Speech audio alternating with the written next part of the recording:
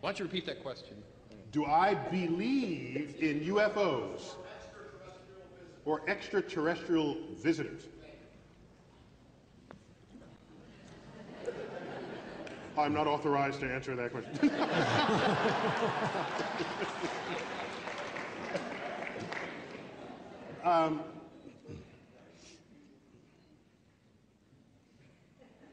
Where shall I begin? UFO. First, remember what the U stands for in UFO. Now, there's a fascinating frailty of the human mind that psychologists know all about, and it's called argument from ignorance. And this is how it goes. You ready? Somebody sees lights flashing in the sky. They've never seen it before. They don't understand what it is. They say, a UFO. The U stands for unidentified. So they say, I don't know what it is. It must be aliens from outer space visiting from another planet. Well, if you don't know what it is, that's where your conversation should stop. You don't then say, it must be anything. Okay? That's what argument from ignorance is. It's common. I'm not blaming anybody. Psychologists know all about it, and it may relate to our burning need to have to know stuff because we're uncomfortable, steeped in ignorance. You can't be a scientist if you're uncomfortable with ignorance, because we live at the boundary between what is known and unknown in the universe. Unlike what journalists write. You ever see journalists? Any journalists here? You go to journalists. You go to journalists. All articles about science discoveries begin. Scientists now have to go back to the drawing board. As though we're sitting up in our office, you know, masters of the universe. It's like, oops, somebody discovered something. No, we're always at the drawing board. If you're not at the drawing board, you're not making discoveries. You're something else.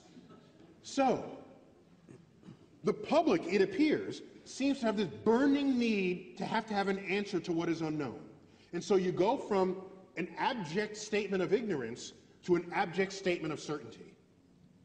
So, that is operating within us.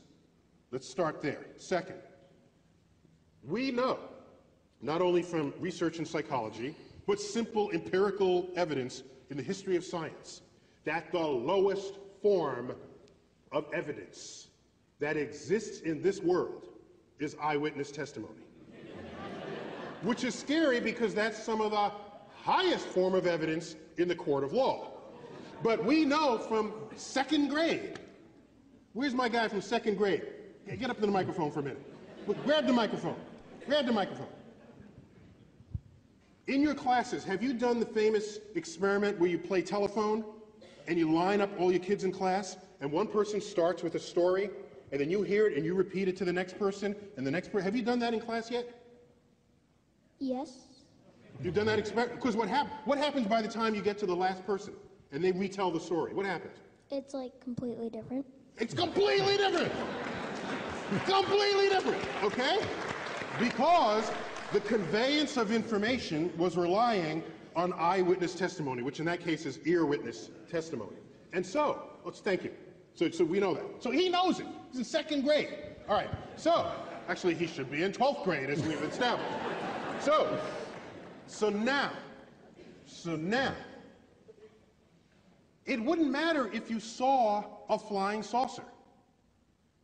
In science, even if you have something less controversial than a flying saucer, if you come into my lab and you say, you gotta believe me, I saw it, and you're one of my fellow scientists, I say, go back, go home.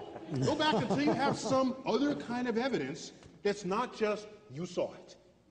Okay? Because human perception system is rife with all ways of getting it wrong. Okay? But we don't like thinking of ourselves that way. We have high opinions of our human biology when in fact we should not. I'll give you an example of how it reveals itself. We've all bought and enjoyed books called Optical Illusions, right? Well, we all love optical illusions, but that's not what they should call the book. They should call them brain failures, okay? Because that's what it is. It is a complete failure of human perception, all right? All it takes is a few sketches that are cleverly done. Your brain can't figure it out, all right?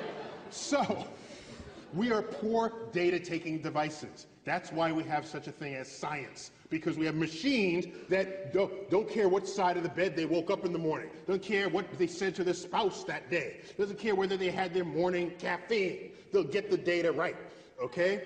So, maybe you did see visitors from another part of the galaxy. I need more than your eyewitness testimony. And in modern times, I need more than your photograph, which Photoshop probably has a UFO button today. Like, stick it in, right? So, on your computer. So, here's what you do. I'm not saying we haven't been visited. I'm saying the evidence thus far brought forth does not satisfy the standards of evidence that any scientist would require for any other claim that you're going to walk into the lab with. So here's what I recommend. Here's what I recommend. Next time you're abducted, because I'm ready for this. I'm ready, okay? I get abducted, I'm ready, okay? So you're there, you're like on the slab, because they always do like the sex experiments on you, on the flying saucer. So there you are, and they're poking at you. Here's what you do. You ready? You tell the alien, you're gonna be an alien for this, right? So you're poking me, all right? So then I Finally, say, I'm on this side of the equation. okay, so I say, hey, look over there. And then he looks over there, you quickly like snatch something off the shelf, put it in a pocket, and then lay back. All right? Then you're done, you come back, you say, look what I got. Okay, I like stole the ashtray off the shelf of the flying saucer. And then you bring that to the lab. And it's not about eyewitness testimony at that point, because you'll have something of alien manufacture. And anything you pull off of a flying saucer that crossed the galaxy is going to be interesting, okay? Because even objects within our own culture. I got this device here, okay, the iPhone. 10 years ago, they would have resurrected the witch-burning laws had you pulled this thing out, okay?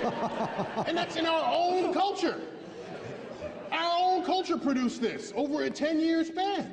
So if there's some technology that crossed the galaxy, that's going to be some serious stuff to look at in the lab. Then we can have the conversation. Until then, I can't, I'm sorry. Go ahead, keep trying to find them. I'm not going to stop you. But get ready for that time you are abducted, because I'm going to be looking for your evidence when that happens. And last point on that is, there are people who look up all the time. Like, for example, the community of amateur astronomers in the world. I was an amateur astronomer. We look up, we come out of a building, we look up. Doesn't matter, we're looking up. UFO sightings are not higher among amateur astronomers than they are in the general public. In fact, they're lower. You say, well, why is that so? Well, because we know what the hell we're looking at. We know. Do you know? I don't. Because we study this stuff. Do you know there was a UFO sighting reported by a police officer, because we think that because you have a badge or you're a pilot or you're whatever, that your testimony is somehow better than that of an average person. It's all bad, because we're human, okay? So there was a police officer who was tracking a UFO that was swaying back and forth in the sky, okay? Reported on the hot, they're in one of the, what do you call the car? The squad car, chasing a UFO, and the UFO's moving back and forth like this, okay? Later it turned out the cop car was chasing Venus, and he was driving on a curved road. But was so distracted by Venus, he thought Venus was the one moving, and he wasn't even thinking that he was doing this. So, I have seen things which, without my background in meteorology and astronomy and looking up, I would have reported to the police department. I would have. Like orographic clouds that form above huge mountains that are circular.